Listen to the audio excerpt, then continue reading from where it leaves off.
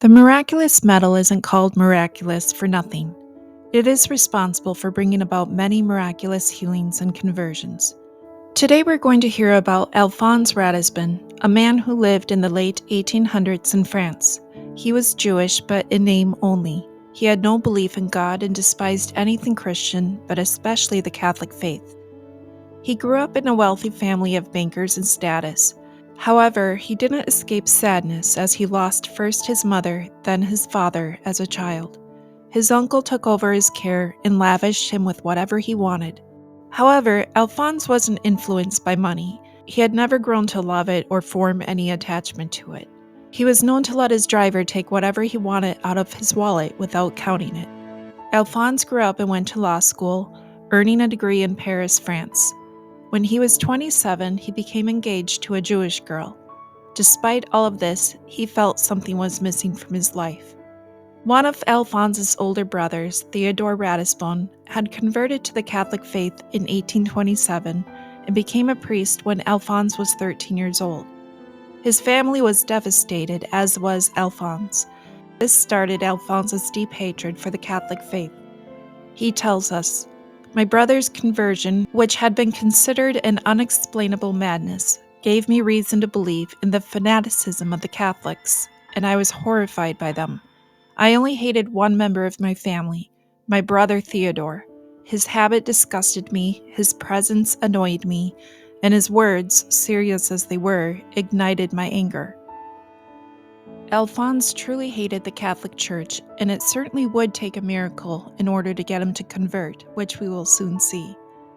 While waiting for his fiancée to grow a little older in order to marry since she was only 16 at the time, Alphonse decided to take a trip, mapping out a journey of 9 or 10 months to the east, visiting certain cities in Italy along the way.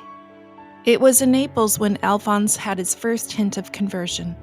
Feeling lonesome on New Year's Eve with no one to celebrate with, he took a walk and found himself inside a Catholic church, although he himself said he didn't know how he ended up there. He stood in the back of the church, watching the priests say Mass, and felt something inside his heart stir. He writes, "My heart seemed to open and expand in a new atmosphere. I prayed after my own fashion, without taking any notice around me. I prayed for my fiancé, for my uncle, for my deceased father, for the loving mother who had been taken from me so early, for all who were dear to me, and I asked of God some inspiration, some intimation of His will regarding my own plans in life and business, especially in helping the condition of the Jews. My sadness passed away like a cloud which the wind breaks up and disperses, and my heart was filled with an unutterable calmness, with a consolation such as I should have felt if a voice had said to me, 'Your prayer is heard.'" Despite this experience, it wasn't his conversion, but rather the planting of a seed. Alphonse himself, although he felt very moved by it, chose to not think much more about it. After a few days, he went to Rome, although this wasn't his intention and he didn't understand how he got there. He writes, "But how did I end up in Rome? I find it impossible to explain, even to myself.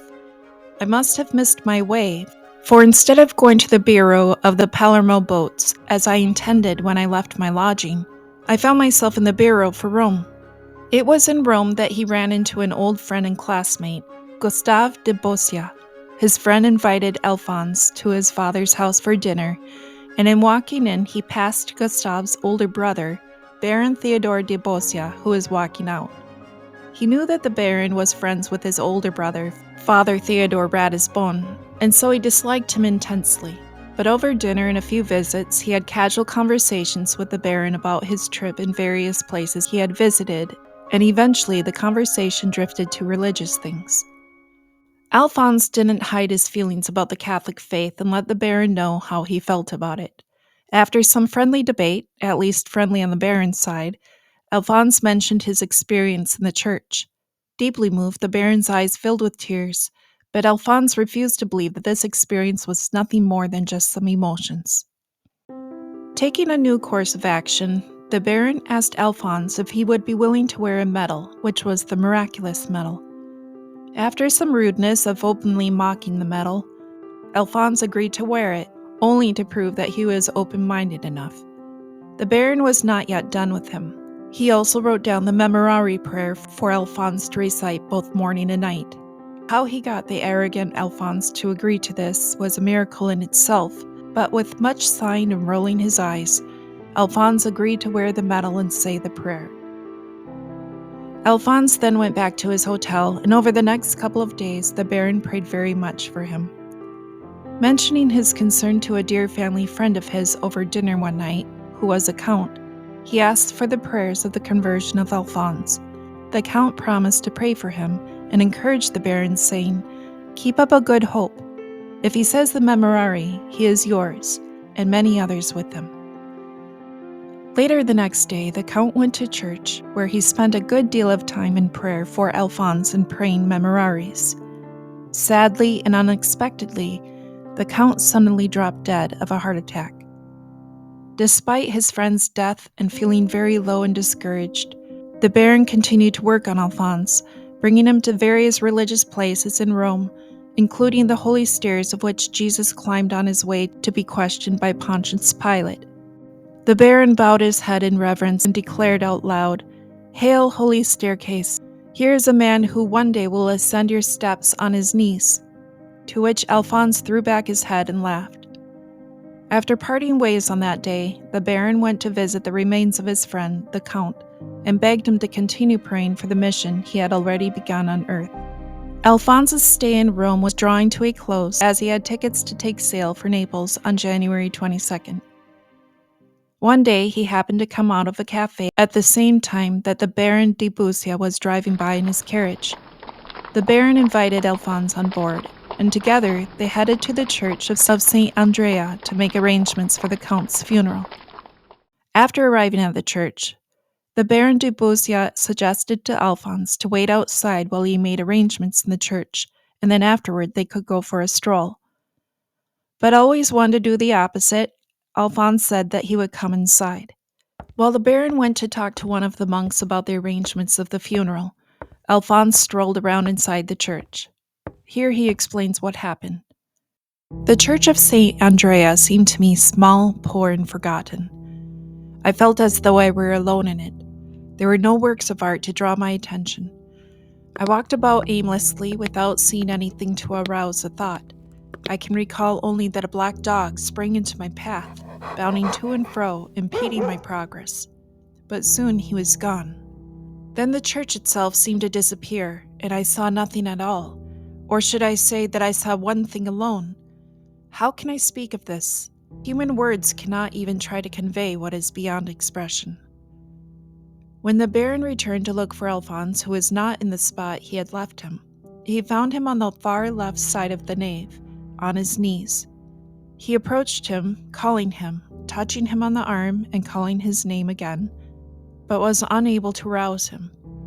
Finally, after the fourth attempt, Alphonse lifted his head, his face bathed with tears, and said, "Oh, how the Count has prayed for me." He seized the miraculous medal that was hanging around his neck and kissed it over and over.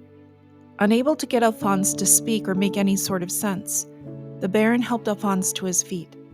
He says, "I was quite petrified with astonishment.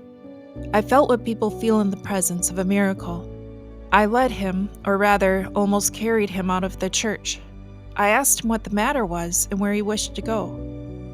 'Lead me where you please,' Alphonse said. 'After what I have seen, I will obey.'" He continued kissing his medal, alternating between sobs and exclamations of joy. Before revealing anything that he experienced, he wanted to speak to a priest.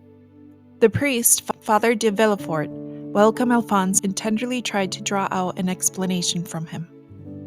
Alphonse again took the medal in his hand, kissing it, exclaimed, "I have seen her! I have seen her!" I had been in the church but a moment, when suddenly I was seized with an inexplicable fear. I raised my eyes. The whole edifice had disappeared from my view. All the light seemed as if it were concentrated in one chapel alone, and in the midst of this brilliance, upon the altar, there stood the Virgin Mary, as she is shown on the medal, beautiful, glorious, and embodying at once both majesty and kindness. A force which I could not resist drew me toward her. The Virgin made a sign with her hand that I should kneel, and she seemed to say, 'It is well.' She did not actually speak to me, but I understood all." Alphonse wanted to keep the apparition a secret for fear of others thinking he was crazy and bury himself in a Trappist monastery, but Father de Villefort felt that the miracle was meant for the world to know for God's glory. The most amazing part of Alphonse's experience is the infused knowledge of the Catholic faith that he acquired in just one moment, as though he had been Catholic all his life. With his deep hatred of the Catholic faith, he stayed far away from any influence or knowledge of it. And yet, after the apparition, he even understood the real presence of Jesus in the Eucharist with the understanding and energy of one who believed all his life. In fact, he was so overwhelmed with the real presence of Jesus when standing before the tabernacle that he felt faint and needed the baron and the priest to help him out of the church. Alphonse's emotion only intensified as the day went on, and he stayed at the church by the Count's remains in gratitude for his prayers and conversion. The next day, the news of Alphonse's conversion spread throughout the city, and both the curious and the faithful wanted to hear more about it. One man said to Alphonse, "Sir, so you have seen the likeness of the Blessed Virgin. Tell me about it." "The likeness, sir?" exclaimed Alphonse. "It was no image but herself I saw, her real self in person, just as I see you now." Alphonse was received in the Catholic Church, receiving the sacraments of baptism, confirmation, and his first Holy Communion. After his baptism, he added the name Marie to his name. After returning home, he proclaimed his newfound faith to his fiancée, who told him that she was an atheist. Unable to change her mind and rejected and disowned by his family, just as they had done to his brother, Father Theodore, Alphonse entered the Society of Jesus and was ordained a priest in the year 1848.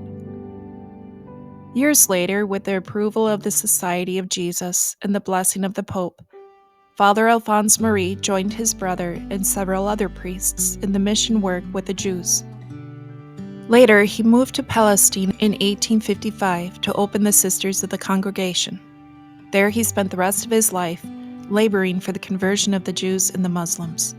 He also opened many orphanages, schools, monasteries, and convents, despite that he was no longer a rich man, but relying only on God's providence and often going on trips to Europe to raise the money for the funds that were needed. He writes of his experience, "It would fill volumes if it were necessary to tell of all the trips, letters, dangers, contradictions, fatigues, humiliations, and work that filled those first years. If I had not felt upheld with a special strength from on high, I would have lost courage 100 times." Quite a difference from the young and arrogant Alphonse, who got everything he wanted at the smallest whim. After 30 years of hard work, Father Alphonse Marie died in his bed at 8 o'clock in the evening. Those who were present said a visible light appeared and cascaded on his face. His eyes lit up both in surprise and then pleasure, and he remained in ecstasy for about 3 minutes. Then he died. It was May 6, 1884.